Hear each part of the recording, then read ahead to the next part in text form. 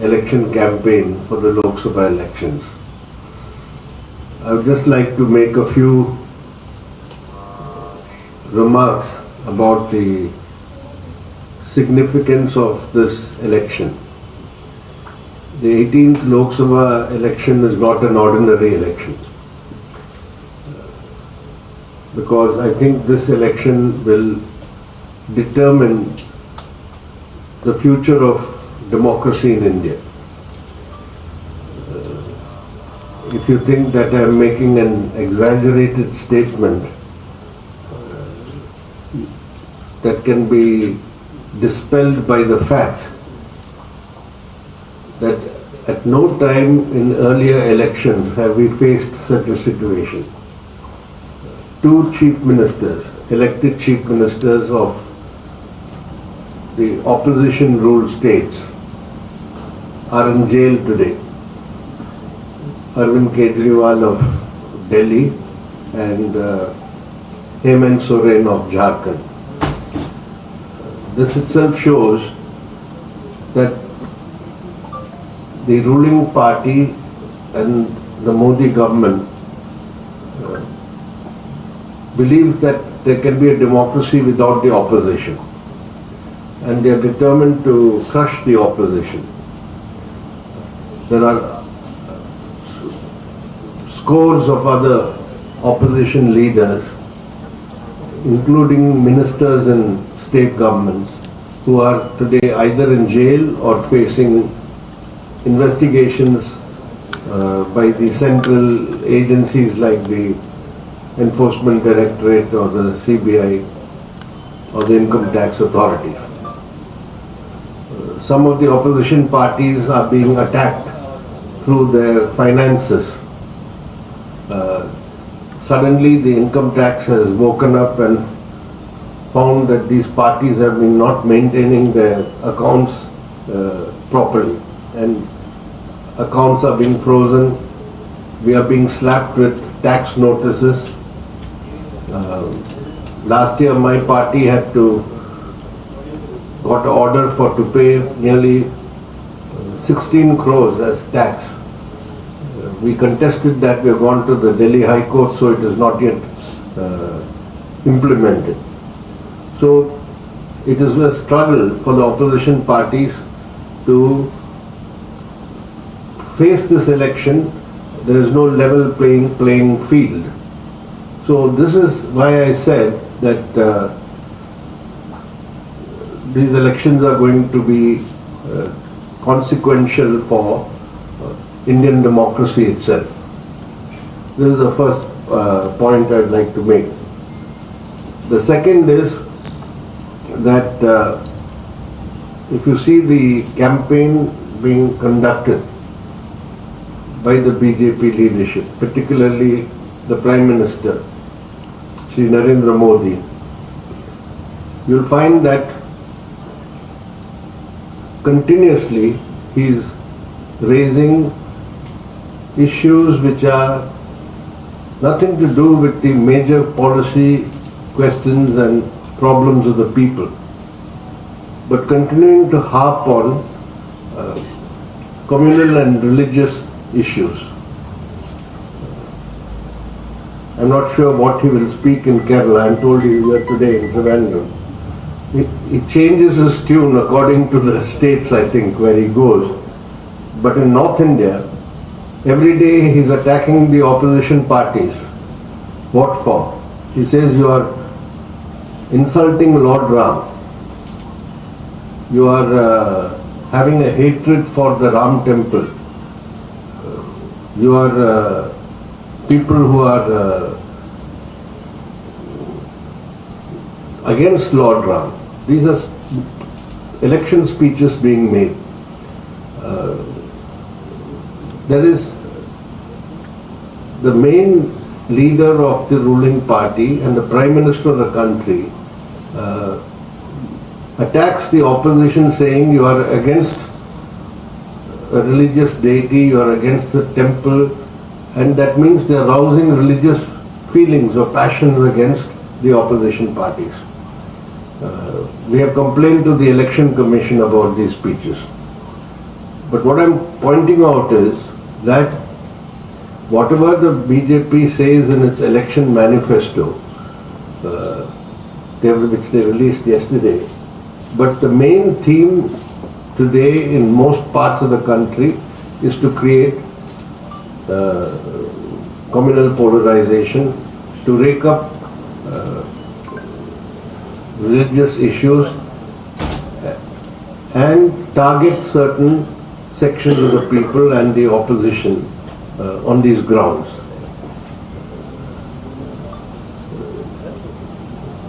The BJP election manifesto, there is a very, I'll tell you the contradiction between what they say and what they practice. The manifesto says that they will promote production of fish in India, fish production. Pradhan Mantri Matsya Sampada Yojana.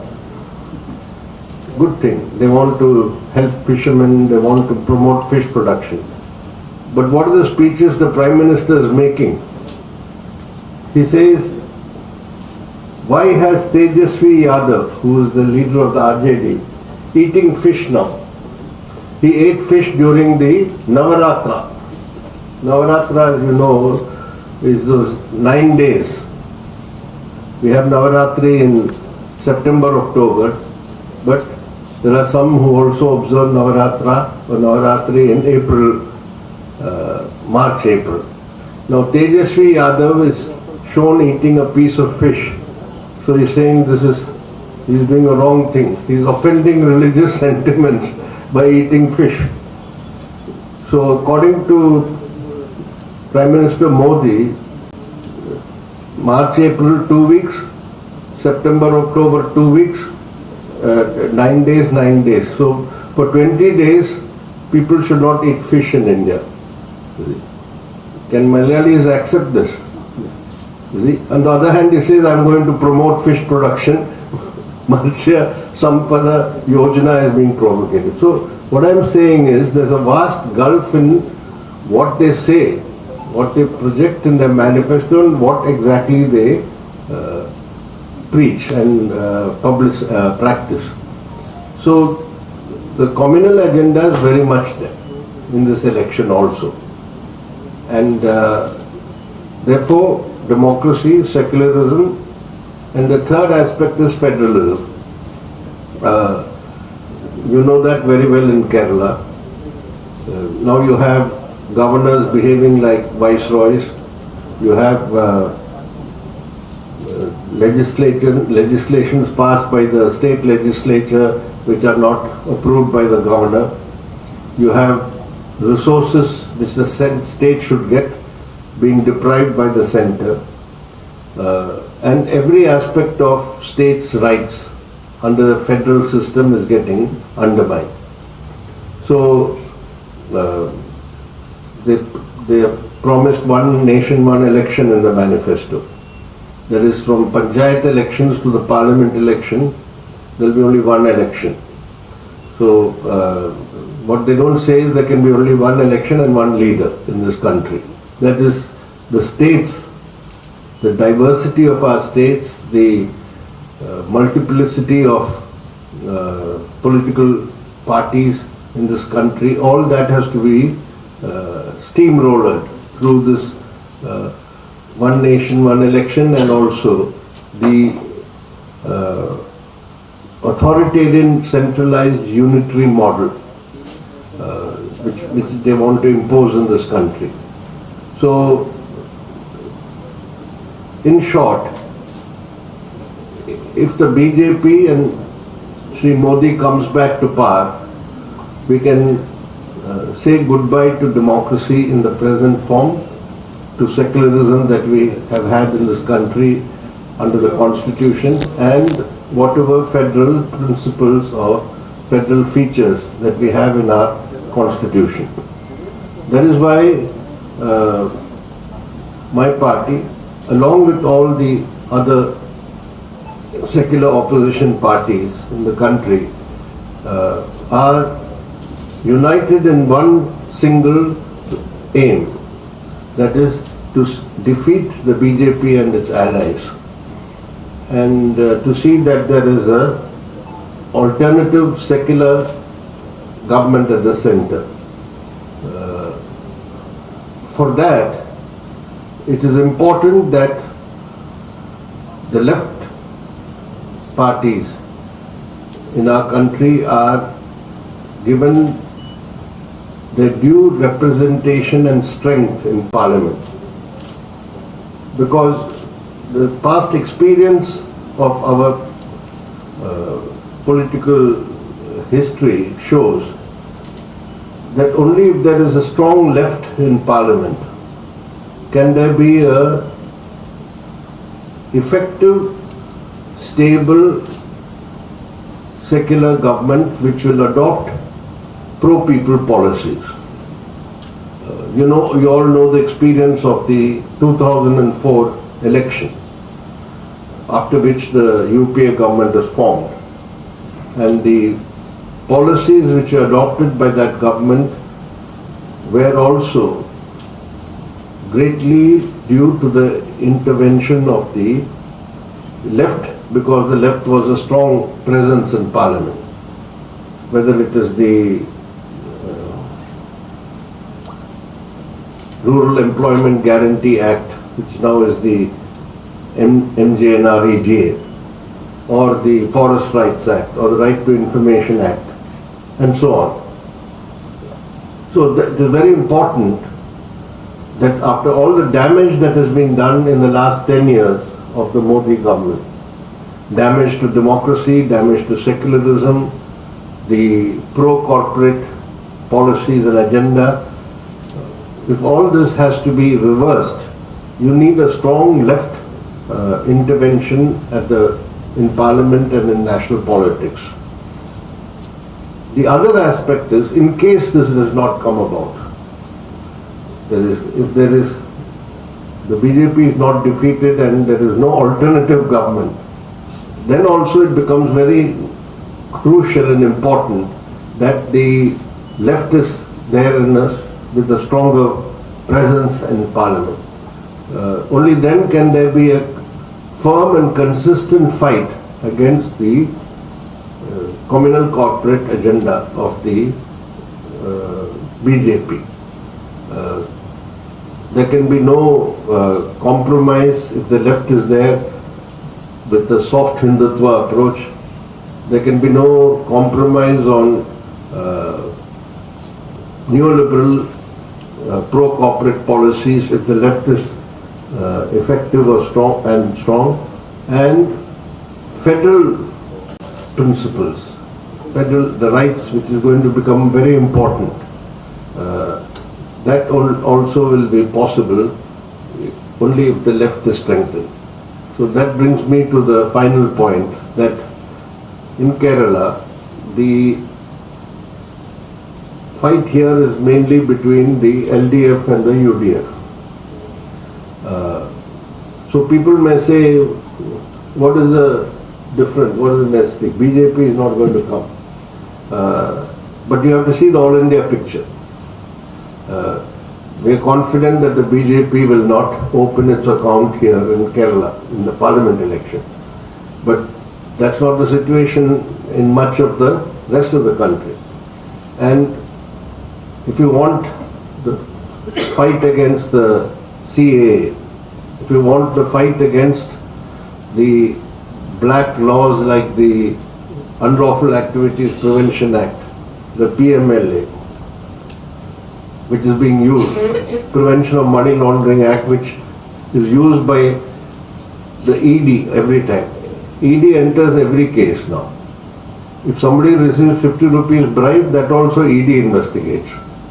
It is not the job. Normally, bribery and corruption of public servants is under the CBI, the Prevention of Corruption Act. Now ED comes into everything. This is unlawful.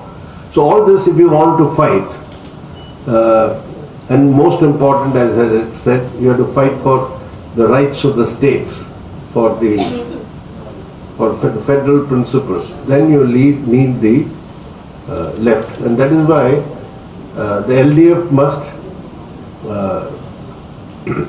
establish a big victory in Kerala so that the fight at the national level for democracy, for secularism and for federalism can be ensured.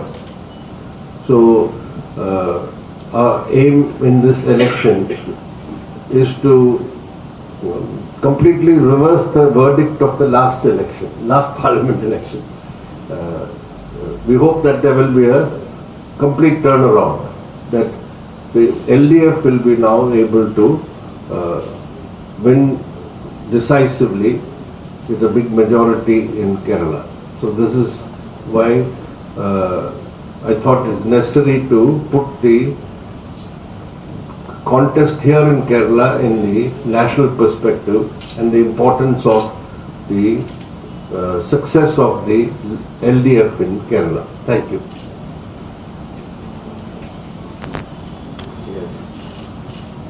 CPIM is facing a situation where its national party statistics are facing threat.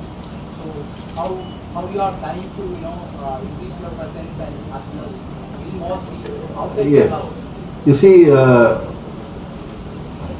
there are different criteria for becoming a national party, getting recognition as a national party. One criteria is you must have 2% of the seats in the Lok Sabha from more than 2 states. We don't have that now. We need at least 11 seats in the Lok Sabha. But we are still a national party. Because there is another criteria that if you get recognition as a state party in 4 states, then you qualify. It is on that basis that we have qualified to be a national party, not on the first set of criteria, which is 2% of the seats in the Lok Sabha, but on the second criteria where you have to be recognized in states, each 4 states as state level parties. So I don't think the parliament election will determine this for us, because even if we get more than 11 seats out of more than 2 states, that we qualify. But otherwise we will qualify on the criteria. What we are hoping to qualify is that we get recognition in 4 states as state recognized parties. That is how, for example, AAP is now a national level party recognized, not because they have 11 members in the Lok Sabha. They have only 1 member in the Lok Sabha from Punjab, and he has defected now to the Congress just 10 days ago. But they are still a national party because they are recognized in 4 states. I think in Delhi, in Gujarat, in Punjab and Goa. So we also will go through that route. We have already a national party and we hope to maintain that. What is your prediction on results? Huh? What is your prediction of results? Do you expect the 2004-like situation? Well, I'm not into predictions now, right now. I think it will be a very brave man who has to make a prediction at this stage, especially now when the first phase of the election is not over. But what I foresee is that since there is a wide-ranging understanding between all the major secular opposition parties, the chances of a broad coalition of such parties coming to power is there. Exactly not in the way of 2004 probably, because it was limited to one set of opposition parties. I think if there is going to be an alternative government, it will be a broader coalition. Yes.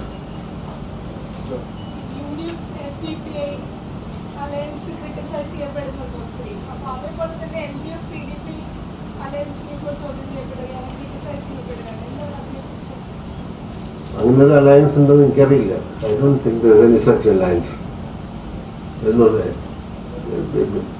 We don't have any such alliance. I think apart from the parties within the LDF, that is the alliance we have. As far as the SDPI is concerned, there is a specific context in which the criticism came. All of you know that. Because of the Popular Front of India, PFI, its connection to the PFI. It is actually the political wing of the PFI. I think it is in that context that criticism came. And PDP declared support for LDF openly. Yeah, but I don't know whether you can equate the PDP and the SDPI in the same boat, because I mentioned the context of criticism of the SDPI is because it is a political wing of the Popular Front of India. Yes. So I'm Sahil from ANI. My question is, you raised about what Prime Minister Modi spoke today in his rally. There is a federal fight which is going on between Kerala and centre. He did mention that Congress LDF used Kerala as a centre for their loot and corruption. How do you respond to the comments made by the Prime Minister? No, that's the other thing. I forgot to mention that. One is, of course, I told you the Ram temple, that agenda, that is one. The other is everywhere he goes around, he calls all the opposition parties corrupt. The India bloc is an alliance of corrupt parties. These are all indulging in corruption, etc. I am a bit amazed that the Prime Minister can keep talking like this after the revelations about the electoral bonds. As you know, the electoral bonds case was fought by the CPIM in the Supreme Court. We filed the case in 2018. The Supreme Court took its own sweet time. It took them 6 years to decide this is unconstitutional. Anyway, it's good. They took them 6 years, but still something. But after that, what is the electoral bond scheme? Thanks to the media, a lot of investigation of the people who bought bonds and who got the bonds, all that is now established. It shows that it was the biggest bribery cum extortion racket being run officially, legally by the ruling party.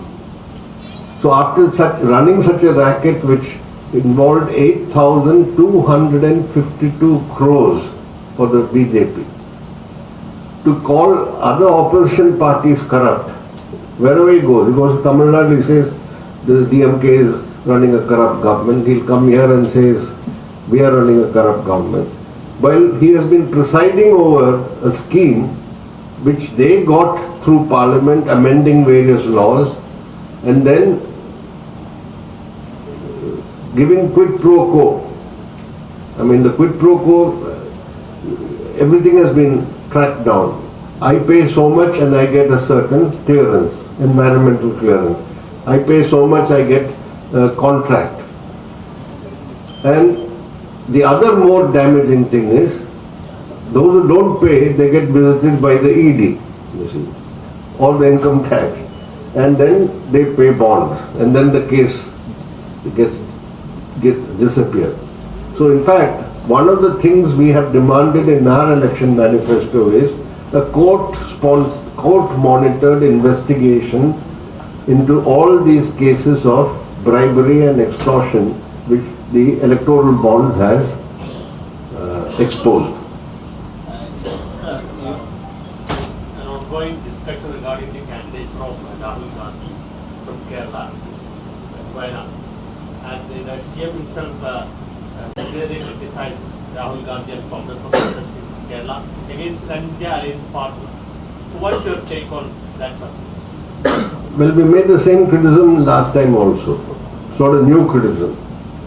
That is in 2019 also, we could not understand the logic and the political necessity to fight a seat in Kerala. Not just Wayanad. Could have been any other seat in Kerala, you see. Where your main opponent is the LDF. Last time also we raised it saying why Wayanad and why in Kerala.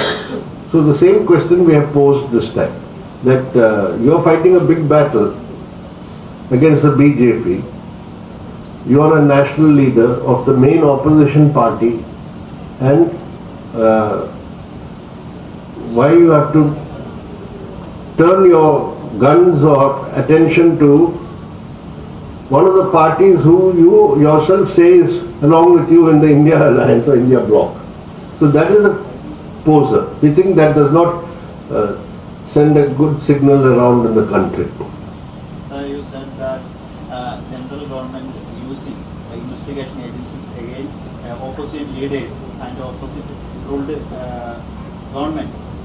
Here in Kerala, ED investigation against Veena Vijayan, daughter of CM. We think is the same. I first of all fail to understand where ED comes into the picture.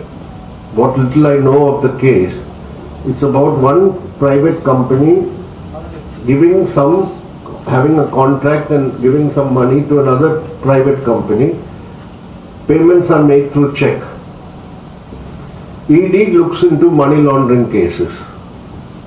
It is empowered under the Prevention of Money Laundering Act. So where is the ED coming into this picture? I can understand if there's income tax, somebody says you're not paying your tax, etc. So the ED is being used more as a political instrument, not only in this case, but in a large number of cases around the country. Here also. Definitely here also.